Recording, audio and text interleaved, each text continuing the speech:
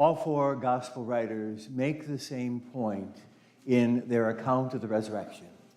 And that is that the first discovery of Christ risen was the empty tomb. But they didn't understand what to make of it. In fact, not only did they not understand then, but it took them a while to understand, even after the risen Lord appeared, they still were confused. They still were slow to understand. That was the ongoing problem in their life. It took a while for them to catch on. Mary Magdalene and the other women, Simon Peter, the other disciples, the other apostles, they were slow to catch on, even after they had seen the risen Lord. In Luke and John, there are two accounts that I think make that very clear. Jesus appears in Luke's gospel to the apostles up in the upper room. And they're just incredulous. They don't believe their own eyes. And so finally Jesus says, "Do you have anything to eat?" And, "Well, we got some baked fish here." And he says, "Give me some." So he takes it and he pops it in his mouth and he chews it and says, "See, if I was a ghost, it would have fallen right through. I am alive." And in John's gospel, we hear that story about Thomas. And I always feel a certain level of compassion for Thomas because I think he's much like us. He wasn't there on Easter Sunday. He didn't see the risen Lord. And even though they told him that they had seen him, he refused to believe. Not until I put my finger in the nail holes. Not until I put my hand in his side. I won't believe until I see with my own eyes and touch him. And the next Sunday, he appears again. They're a little embarrassed at this point. Just a little. And Thomas, Jesus says, "Put your hand in the hole. Put your hand in my side. I'm real." Only then did Thomas believe. But I'm going to say they were slow to understand. Even Paul was slow to understand. If you read Paul's letters in chronological order, you would see how Paul grows in his understanding of the meaning of the resurrection. He didn't get it quite at first, but gradually he would understand because he would experience that in his life again and again. And I'm going to guess that there are people here today that don't understand the resurrection. The tomb was empty, and it means that, when we die, we're going to live again. And they missed the point. The message of the resurrection is not that we come to life at the end. It's that life is given to us again and again. I love the line from Emily Dickinson, the poet, and you're going to hear me say this a lot before I finally leave here. But I love that line. She said, "I'm not going to heaven when I die. I'm going there all along." And that is the great mystery that we celebrate today. Resurrection is not about something that happens at the end of my life, but it's something that I'm meant to experience again and again and again. It is that power of resurrection that's meant to lift us up. It is certainly that power of resurrection that the Lord Jesus knew in his own life. At the beginning of Lent, we heard about his 40 days in the desert.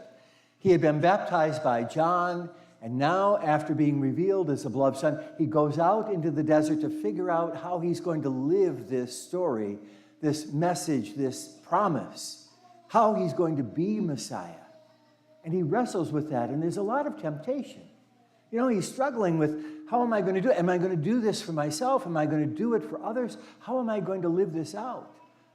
And he really struggled with that. But he knew the power of resurrection, and that enabled him to overcome the temptation. We see the power of resurrection all through his ministry. He goes about healing, and it is that power of the risen Lord that's given to those who are healed.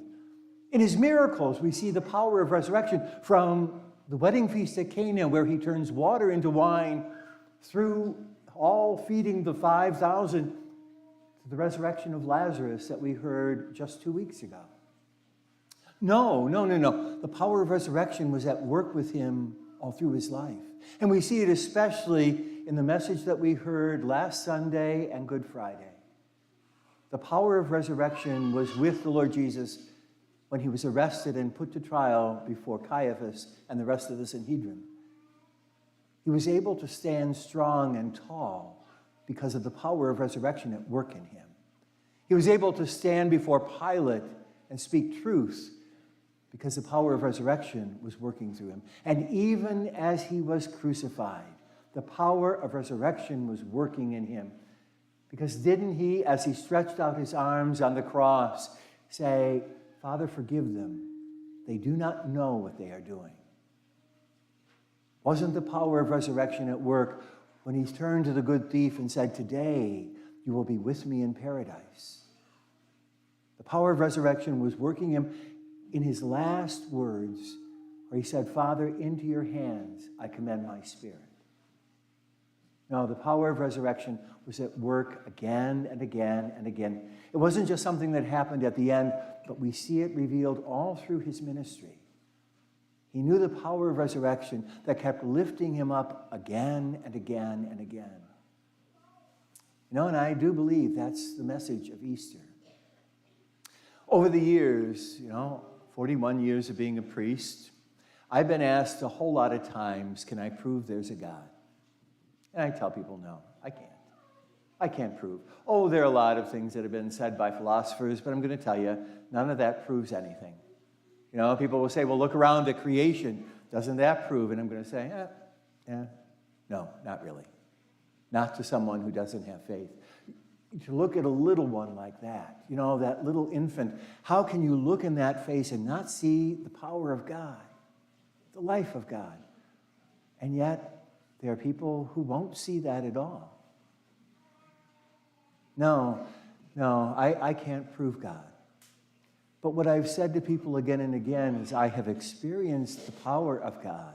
I've experienced the power of resurrection in my life again and again and again. And even though I can't prove anything, even though there are still doubts that linger in the back of my mind, I believe. Because I have experienced the power of the risen Lord. I remember the first time I was a sophomore in high school. And that was a very dark time in my life. And I was very confused, and I just was in darkness. That's all I can say. And all of a sudden, I was in the chapel, and actually I was sweeping the floor, because we had to do that when I was in high school. We had to all work. And I was sweeping the floor, and all of a sudden, I felt this burst of hope within, this light within. It was like the risen Lord had suddenly come into me, and all of a sudden, I knew it would be okay. I didn't know how, I didn't know when, but it would be okay. It would be okay. I mentioned to you in the last couple of homilies near the end of Lent about the accident that I had in 1974. For those of you who didn't hear that, I had this little altercation. I was driving a Pinto, and I collided with a semi. Semi won. It fell on top of me and crushed the car down. But I walked away. And I had said that I thought I was going to die young. I really did believe that sincerely most of my early life. And it did seem to me that if I was going to die, that was a likely time. And I just walked away. And that really became very difficult for me. Because I had geared my life to dying young. And obviously that wasn't going to happen, and I was going to live a whole lot longer. And could I keep up this kind of focus, this kind of intensity, this kind of spirit in my life for a whole long lifetime? I didn't know, and I got to tell you, it went into a dark time after that. It was really a dark time. Probably the darkest of all, because I have to tell you that there were times that I wished I had died in the accident. There were times that I thought my life isn't worth living. I don't need to go on. And I found the power of resurrection in my life. And I found that again and again and again. Because, my sisters and brothers, the truth is that there is never a cross without a resurrection. There is nothing so terrible that God cannot work with that and bring about something good. And I found that again and again. I cannot prove God, but I have certainly experienced God. And I don't think my experience is special or unique. It is something that's offered to us all if we are willing to open our lives and our hearts to the promise of the risen Lord. If we're just willing to do that. Into your hands, Lord, into your hands. To place ourselves in those hands. You know, it doesn't mean that my life has been easy. Would be a lie. You know, I'd watch for lightning bolts if I told you it was. You know, God knows. But at the same time, every time the dark cross, that shadow has hit my life's journey, the Lord has always been there to lift me up. The power of resurrection is at work in our lives. It's at work in the lives of anyone who is open to receive that gift, who's willing to trust in that gift. It's what we celebrate here. It's what we celebrate Sunday after Sunday, that we are called to rise with him to a newness of life. Because we don't go to heaven when we die. We go there all along. And there is nothing that will happen in our life that God cannot lift us up. For there's never a cross without a resurrection. My brothers and sisters, you and I gather to celebrate this great Sunday, the power of resurrection. But it's not something that we celebrate for today. It's something we're called to experience every day of our life.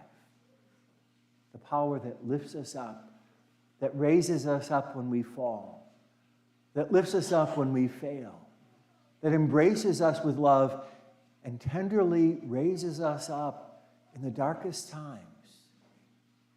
No. Emily was so accurate. We don't go to heaven when we die. We go there all along because there is never a cross without a resurrection. And you and I, who have been baptized into the death of Christ, are called to live that resurrection not just at the end, but all along. She wanted to be part of the homily, that's all I can say.